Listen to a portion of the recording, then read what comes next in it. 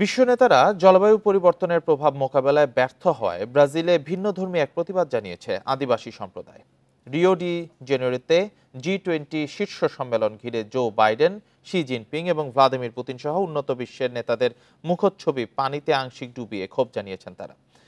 বিশ্ব উষ্ণায়নের বিরুদ্ধে লড়াই এবং কার্বন নিঃসরণ কমানোর উপায় খুঁজে বের করার তাগিদ বিক্ষোভকারীদের।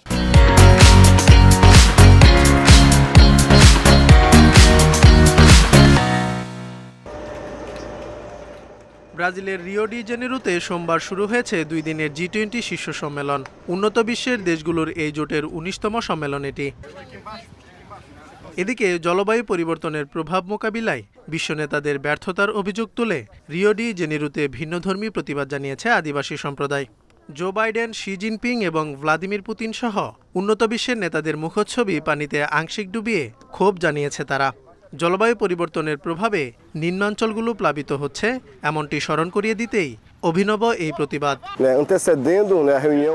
জলবায়ু পরিবর্তনের জন্য উন্নত বিশ্বের দেশগুলো অধিক দায়ী, কিন্তু এর বিরূপ প্রভাব মোকাবেলায় কার্যকর কোনো পদক্ষেপ নিচ্ছে না তারা। বিপরীতে জলবায়ু পরিবর্তনের ক্ষেত্রে যারা কম দায়ী তারাই অধিক ক্ষতিগ্রস্ত হচ্ছে। নিম্নাঞ্চল ডুবে নানাভাবে ক্ষতিগ্রস্ত হচ্ছে তারা। বিশ্ব উষ্ণায়নের বিরুদ্ধে লড়াই এবং কার্বন নিঃসরণ কমাতে নীতি নির্ধারকদের দ্রুত উপায় খুঁজে বের করার তাগিদ দিয়েছে বিক্ষোভকারীরা। প্রয়োজনে তাদের পরামর্শ নিয়ে সংকট সমাধানের আহ্বান আন্দোলনকারীদের। এদিকে ব্রাজিলে আইনিভাবে আদিবাসীদের ভূমির সীমানা নির্ধারণেরও দাবি জানিয়েছেন বিক্ষোভকারীরা।